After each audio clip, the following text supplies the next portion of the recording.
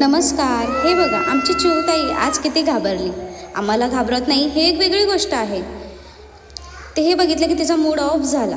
आजचा दिवस सुरू झाला एकदम टेस्टी डोसा चटणीने. डोसा चटणी खाल्ली, माझं मन आणि पोट मात्र तृप्त झालं होतं. त्यानंतर पोट भरलं आणि मग आम्ही बाहेर जायचं ठरवलं. आमच्या चिऊताई पण बऱ्याच दिवस झालं कुठे नेलं नव्हतं. नवऱ्याच्या पाठीमागे गाडीवर फिरण्याची मजा मात्र वेगळीच असते. काय तो हवा, काय ती सूर्याची रोशनी आणि काय ती ह्या झाडांना फुलं. आहा हा, विचारू नका. कधीतरी आठवड्यातून एकदा असं फिरायला जातच जावं. मन शांत आणि मुलांना पण मजा येते.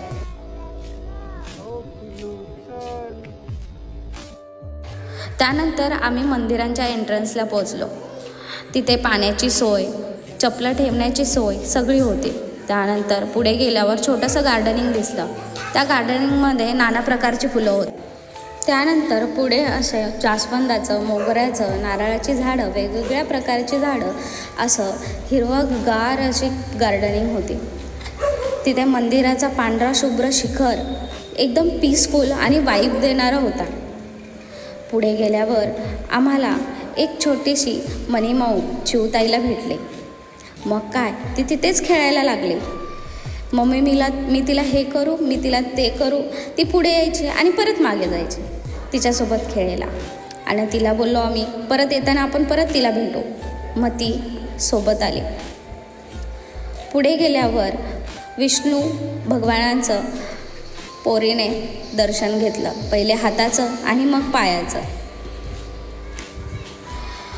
लहान मनाने केलेली प्रार्थना नेहमी खरी असते, हे असं ऐकलं आहे आणि म्हणतात सुद्धा. त्यानंतर आम्ही राधाकृष्णांचं छान दर्शन घेतलं. त्यानंतर मंदिरातल्या शॉपमध्ये गेलो. इथे देवाचे कपडे, बुक्स आणि खूप सगळं सुंदर सामान होतं. सगळं बघून घ्यावंसं वाटत होतं. इतकं सुंदर कलेक्शन होतं. कपडे, पुस्तकं, देवाच्या मूर्त्या, कृष्णाची मूर्ती, गणपतीच्या मूर्त्या, विविध प्रकारच्या मूर्त्या होत्या. तिथे देवाची वस्त्र होती. इथे हा एक मला सुंदर असा बाळकृष्णाचा टोप मी बघितला. तो टोप मला एवढा आवडला, विचारायला नको.